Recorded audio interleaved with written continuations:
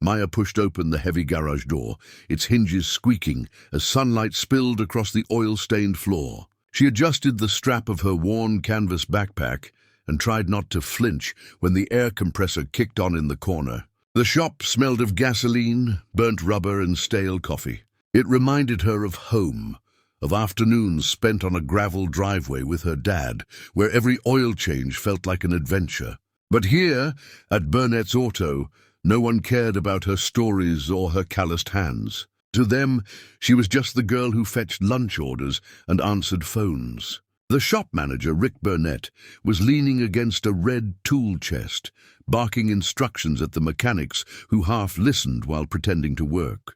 Rick liked the sound of his own voice. He noticed Maya lingering near the back wall, waiting for a break to hand him invoices that needed signatures. He waved her closer with a flick of his greasy rag. Maya wiped her palms on her jeans before stepping forward. The men nearby smirked as she approached, their eyes sliding over her like she was invisible until she messed up. Then they'd notice everything. Rick barely glanced at the papers in her hand before tossing them onto the chest. He jabbed a thumb at the rusted blue Chevy pickup that had been sitting dead in the middle of the shop for days. The old truck belonged to a local farmer who depended on it for hauling feed and livestock, but nobody here seemed eager to get their hands dirty enough to really fix it. Rick smirked at his crew and said loud enough for everyone to hear, "Hey, Maya, think you can get that junk running, or is that too much for a secretary?" A couple of the guys chuckled under their breath. Maya's face flushed hot, but she didn't drop her gaze. She remembered her father's voice, calm and patient, telling her how an engine could speak if you knew how to listen. She stepped closer to the Chevy, ignoring the chorus of snorts and the way Rick's grin widened. He didn't expect her to try. It was a cheap laugh, a joke at her expense to break up the monotony of the day. But Maya didn't see it as a joke. She saw a challenge, and challenges always reminded her of home. She reached into the cab, pulled the faded hood latch, and stepped around front. Her hands popped the rusty hood with a satisfying clang. Dust and oil fumes greeted her as she leaned over the engine bay. She felt the men's eyes on her back, but their chatter faded when she began tracing wires with sure, practiced fingers. Her dad always said an engine was like a puzzle with its pieces scattered just so. Maya's eyes narrowed as she checked the battery leads, tapping them gently until sparks danced. The sun shifted outside, throwing light across the chrome edges of the block. Rick leaned against the tool chest, arms crossed, smirking still, but watching more closely now. Maya felt the tension but forced it away, replacing it with memories of her father's steady presence beside her when she was 12, holding the flashlight while she swapped out a cracked distributor cap. Her fingers moved quickly, checking for loose connections, tracing the ignition coil, then dipping under the truck to glance at the fuel line. She ignored the catcalls that sputtered and then died when they realized she actually knew what she was doing. Maya stood, wiped sweat from her brow with her wrist, and grabbed a socket wrench off the nearby cart. She tightened a bolt here, tapped a stubborn relay there, then reached into her back pocket for the tiny voltmeter she always carried. She'd picked it up from her father's workbench after his funeral, keeping it as a reminder that what he taught her still mattered. She tested a fuse and smiled faintly when the needle jumped. Her heart beat steady now, the hum of the shop fading behind the engine's quiet promise that it still wanted to run. A pair of older mechanics, men who'd barely given her a nod since she started, stepped closer to see what she was doing. One crouched, brow furrowing as he realized she was replacing a tiny piece of corroded wire that no one had bothered to check. Rick's smirk faltered when he caught the look of curiosity on his crew's faces. He barked a half-hearted insult, but no one laughed this time. Maya barely heard him. Her mind was in the flow, that sweet moment when the machine spoke back and the answer clicked into place. She pulled herself up from under the hood, wiping her greasy hands on a rag she'd tucked in her belt. Her palms were black with oil, but her eyes were clear, sharp with focus. She looked over her shoulder at Rick, whose arms had dropped to his sides, the fake grin slipping into something closer to a scowl. Maya raised an eyebrow, silently asking if he still wanted to joke about secretaries and broken trucks. She climbed into the driver's seat, feeling the cracked vinyl squeak under her weight. With a breath, she turned the key in the ignition. For a heartbeat, the garage fell silent. Every clink and rattle paused.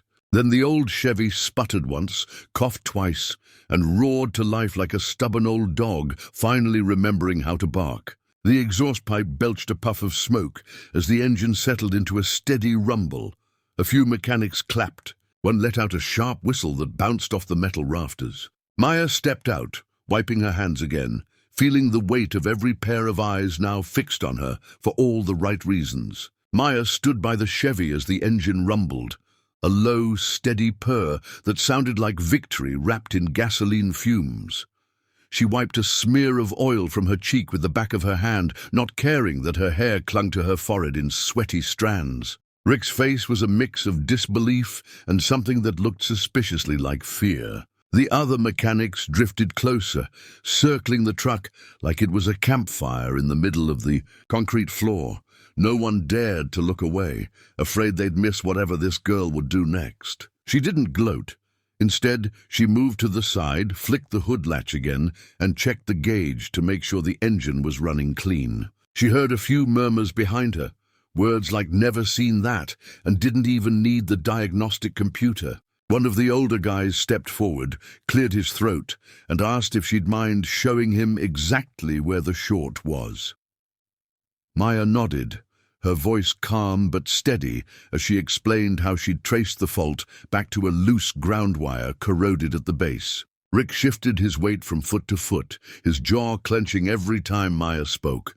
This wasn't how the joke was supposed to end. He'd planned to make her the punchline, send her back to the office red-faced and embarrassed.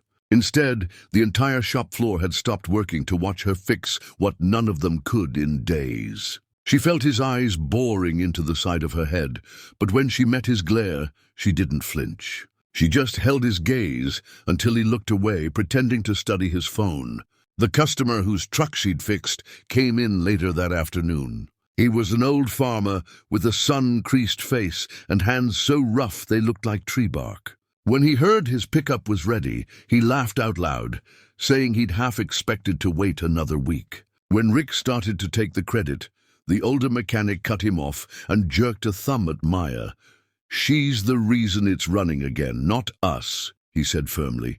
The farmer raised an eyebrow, shook Maya's hand twice, and pressed a $20 bill into her palm despite her protests. The next morning, Rick called her into the cramped glass office that overlooked the garage. Maya stepped inside, expecting a lecture about chain of command, or some excuse for why what she did wasn't as impressive as everyone thought. But instead, Rick stayed silent, drumming his fingers on the desk as the regional manager leaned against the file cabinet, arms crossed. The regional manager was a big man, built like an old linebacker, with a heavy mustache and a calm look that made it hard to read him. He asked Maya to sit. She perched on the edge of the cracked vinyl chair, wiping her palms on her jeans under the table. The regional manager cleared his throat and asked her to explain exactly how she'd diagnosed the truck. She told him every step without exaggeration, keeping her voice low but confident. He didn't interrupt, didn't scoff or smile. He just listened. When she finished, he glanced at Rick, whose eyes darted between the desk and the wall clock like he wanted to disappear into the drywall. After a long pause, the regional manager pulled a folded piece of paper from his back pocket and slid it across the desk. Maya unfolded it with trembling fingers. It wasn't a write-up or a scolding memo like she half expected. It was an offer letter, a real one. Full-time technician, better pay, health benefits, and her name typed neatly at the top. She blinked, reading the words twice before looking up. Rick's cheeks had turned a dull shade of pink, but he said nothing. The regional manager's face cracked into a small, rare smile. Maya signed the paper with the same pen her dad used to keep clipped in his shirt pocket when he did side jobs for neighbors back home. When she stood to leave, the regional manager leaned forward and told her quietly that he'd been watching how this shop ran for weeks. He'd seen enough of Rick's so-called jokes, but it was Maya's skill and the respect she'd earned in minutes that made him realize who really knew how to fix things around here. She thanked him, her voice barely above a whisper but strong enough to feel real. She stepped back into the garage with the offer letter folded in her pocket, the weight of it grounding her steps. The same men who'd smirked at her that morning now nodded at her with quiet respect. One handed her a fresh rag. Another asked if she'd show him her trick for spotting a hidden short. She didn't feel the need to rub it in. She just smiled, tugged her ponytail tighter, and bent over a new engine block like she'd done this her whole life. Because she had. Rick stayed in the office for the rest of the shift, blinds drawn, half shut. Maya worked past closing time, scrubbing her hands clean at the big steel sink as dusk crept through the shop doors. When she finally stepped out into the evening air, the sky was streaked with pink and gold, and her breath came easy. She called her mom on the walk home, her words tumbling out faster than the traffic rolling by. For once, she didn't mind the oil under her fingernails or the ache in her shoulders. For the first time in too long, she felt like she belonged.